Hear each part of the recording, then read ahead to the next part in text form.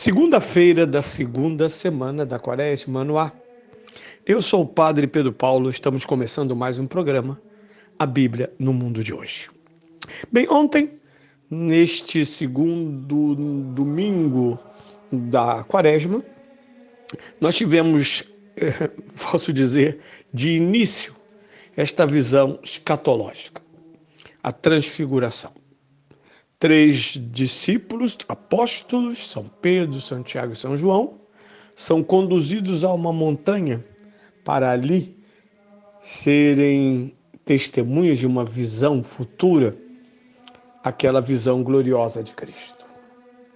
Como no livro do Apocalipse, existe claridade, luz, transparência, quase oponência do bem. Jesus é representado na alvura da sua existência, na integralidade do seu ser. E eles testemunham em silêncio, amedrontados, assustados, mas encantados, aquela visão. Jesus, que um pouco antes lhes declarara a sua horrenda morte, antecipada ou antecedida pela sua paixão, agora mostra-lhes o significado último de algo que eles não compreenderão. Os outros evangelhos vão explorar essa não compreensão do que significa a ressurreição dos mortos, já que é uma revelação exclusiva de Jesus. Eles não só veem Jesus pleno na unidade do Verbo, como também o veem na história da salvação. Portanto, não é uma visão fantasmagórica, não é nem mesmo a projeção do que Jesus é, já que diante da iminente derrota aparente da cruz, eles poderiam ter projetado um herói brilhante, poderoso, inacessível, e nós estaríamos no mundo dos mitos, mas não. A visão de Cristo glorioso estão lá, os dois símbolos da história da salvação de Israel. O profeta Elias, profeta por antonomasia, aquele que nem morreu, aquele que há de voltar, ou há de vir, com quem o próprio Cristo é confundido, a volta de Elias. A profecia de Israel é uma experiência única em que a palavra divina é transportada aos lábios humanos para que Israel escute, para que Israel aceite, para que Israel viva. E tudo isso através deste encontro entre Jesus e Elias. Nós sabemos que Jesus, aquele que está no Monte Transfigurado, é a conclusão da profecia, é o cume da profecia, é o horizonte da profecia. Já que a grande profecia de Israel,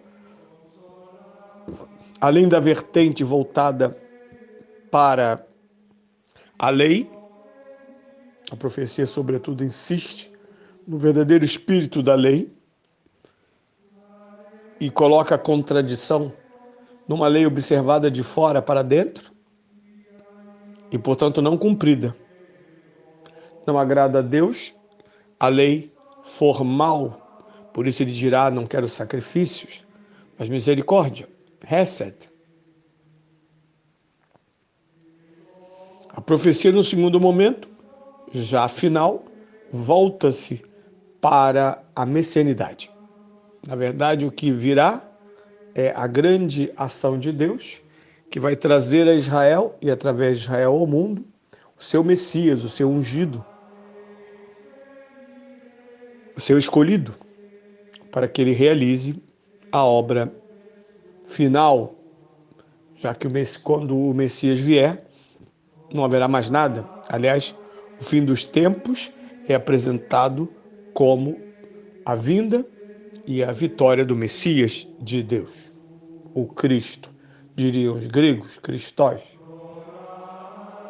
Portanto, a figura de Elias recorda tudo isso e insere a figura de Jesus glorioso no contexto da história da salvação.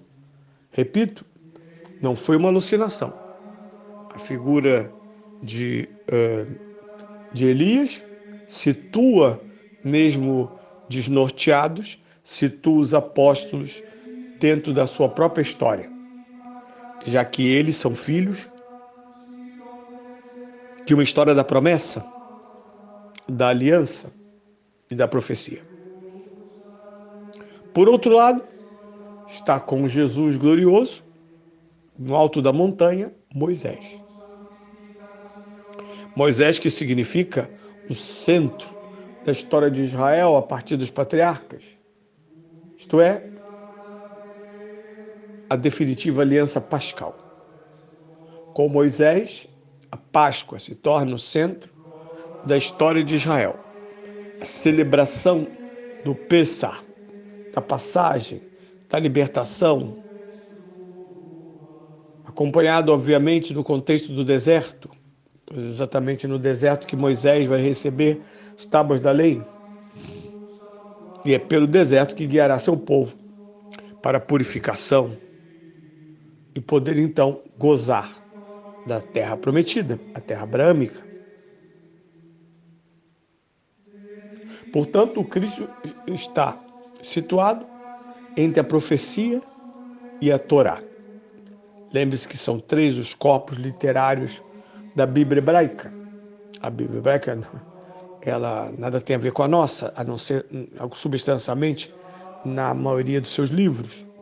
Porque ela está dividida entre a Torá, que é o centro da escritura judaica, que equivale ao nosso Pentateuco, né? Depois, os escritos, que é a história de Israel, podemos chamar, incluindo outros livros, os livros históricos, mas incluindo outros livros. E, por fim, Nebiim, os livros proféticos. Nós temos a Torá, os escritos e os profetas. Esta é a base da Bíblia, das escrituras hebraicas. Pois lá está a escritura hebraica em volta de Jesus. Jesus é a fonte a quem se referenciam as escrituras hebraicas, pois do seu lado estão a lei e os profetas. E é isso que os apóstolos veem e ouvem. Esta é a moldura de Cristo. Ora, por que isso é importante? Porque o que eles ouviram antes não só os escandalizou, os assustou, como os desanimou. Afinal de contas, depois de 3 anos, tudo se conclui no horror da cruz. O Calvário é o último cenário do messianismo judaico. É preciso que eles vejam mais além. Mas para ver mais além, é preciso que Deus se revele. E é o que Deus faz. Por isso, na sexta-feira, nós concluíamos com uma voz, a voz da nuvem, a voz do alto. Jesus, nessa imagem, não fala. Quem fala é o Pai. Assim como no batismo também Jesus não fala, a não ser antes com São João Batista, que na versão de São Mateus não quer batizar Jesus. Jesus, portanto, é não só palavra encarnada, mas é palavra do Pai.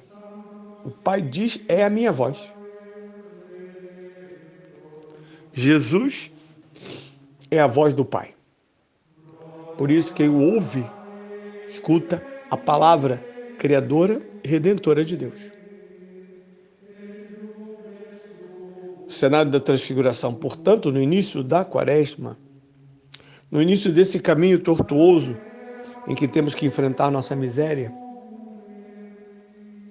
em que tomamos consciência de que vivemos em contradição com o que cremos e que a nossa existência às vezes é tão pobre dos valores de Deus, como o perdão, a comunhão, a generosidade, a missão. Nisso tudo emerge a imagem gloriosa de Cristo, o Cristo, Salvador do mundo.